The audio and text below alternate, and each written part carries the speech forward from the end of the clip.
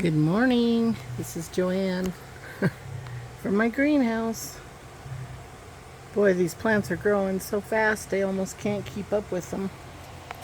Um, Today, I wanted to be able to show you a little bit of what I do and how I do it, and at what point I transplant these little plants. In the last few days, I've taken a whole bunch of these little starts because they're getting too big for these little things. And I've put them in bigger pots. And this plant really wants to be in a big pot. I think the wind from the fans is making the leaves yellow. But anyway, I trimmed off, probably 4 inches off of the top of every one of these little branches. I just clipped them right over 2 leaves.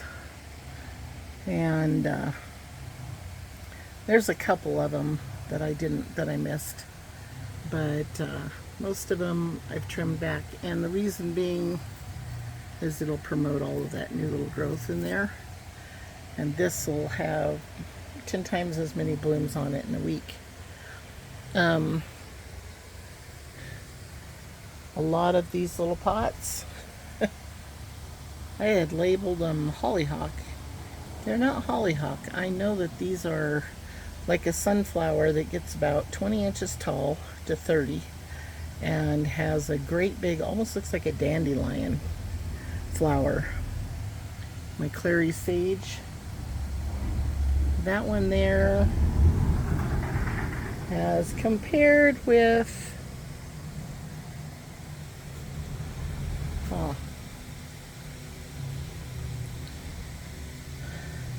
can't find it. Anyways, the ones that are in here are much smaller, and the moment that I put them in a bigger pot, they really take off. So there is my double hollyhock. I trimmed back all of my vermilion plants. That there is a sunflower, and it is going to be red because the stem is red, which is a great way to just look at the plant and know. And the lupine wasn't doing so great in the pot it was in. It was getting too wet. It wasn't draining. So I moved it. The penstemon, yes, they are about to bloom. It's going to be one bunch of pink flowers. This canna lily, I don't know if you can tell, it's almost up to the shelf. I don't know what I'm going to do with that. My little climbers, yeah, they're up in the plastic. These little climbers, they are going to have little trumpet. This is a type of cypress, but it's a little bright, vivid red trumpets, flowers. These I just transplanted yesterday from those little pots. I have carnations. I have the hyssop, which hyssop is also called hummingbird mint. That is a type of salvia over there. These are some more of my Calabrosia. Anyways, this is some Verbinia I found sprouts of in my other pots. And my 1 5-spot. You can see these traps are full of gnats. So today, I'm going to get all of these potted up. I'm hoping I'm going to have some more 5-spots coming up in there. There's a whole bunch there. These pots I had to put in bigger pots. This is the clary sage that I potted up in a bigger pot earlier. And a lot of my zinnias I'm sorry, I don't know what kind of view I'm giving you.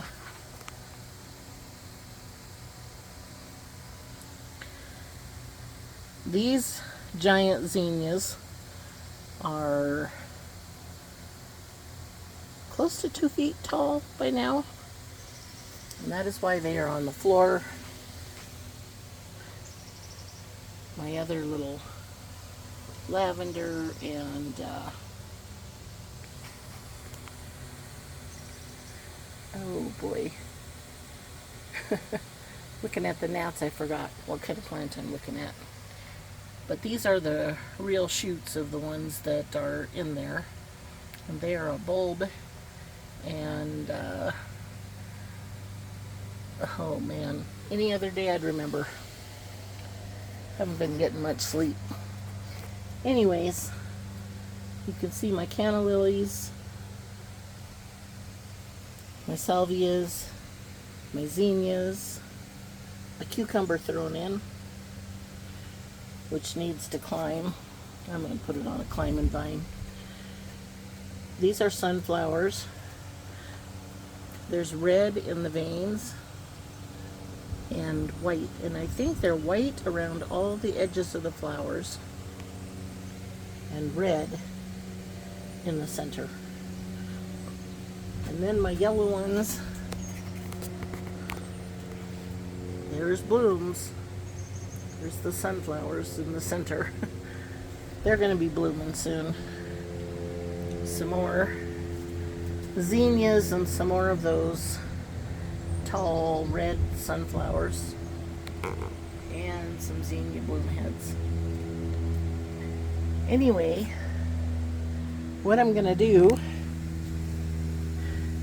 look at this bug. If I can see him. Yeah. That is a gnat eating bug. Those are good bugs. You don't want to get rid of them.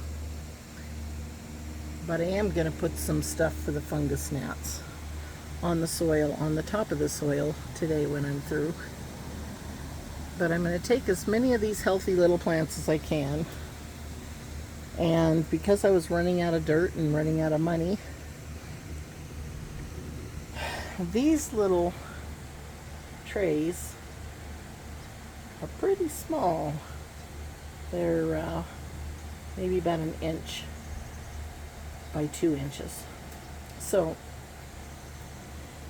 I've only got 45 styrofoam coffee cups, and I am going to take a variety so that I have some of every one of these kind of plants. And even some of the ones that are in these pots, because there's some varieties that I want that I know are in here. This might be the purple salvia. So I'm gonna grab some of those. And these right here, boy, that's quite the garden. I don't know how many flowers there'd be if I let all those grow, but I have to thin them out again, so some of them are going to go in bigger pots today.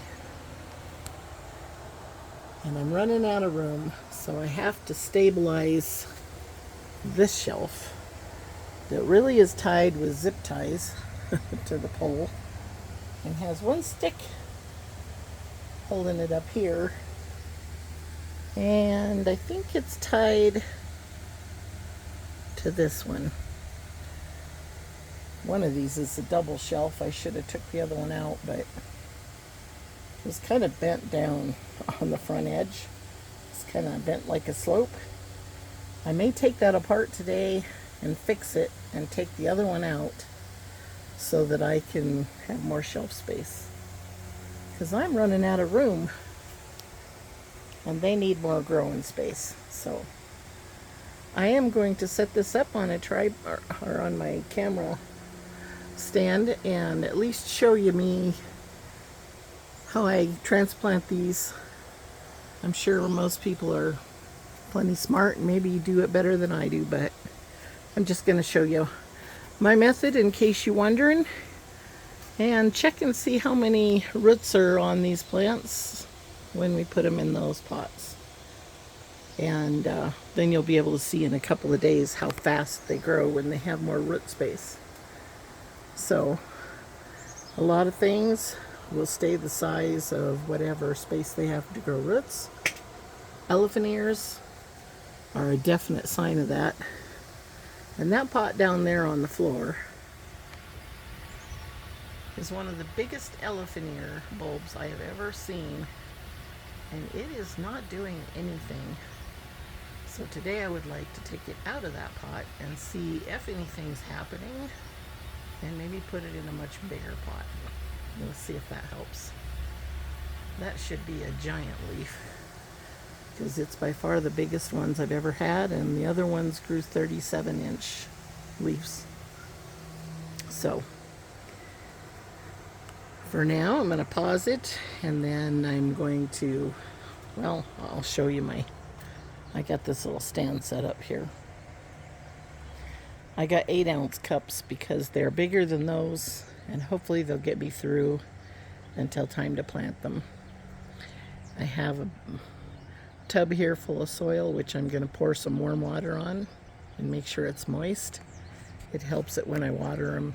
It helps the water to get to the bottom of the pot. And then I took these little holes, styrofoam, and a little soldering iron. Forgive my mess. I use the soldering iron, plug it in, lightly touch where you want a hole, because this would melt the whole cup in a few seconds. So I'm going to fill these with dirt, and then I'm going to bring out the plants and decide which ones we want to put in them.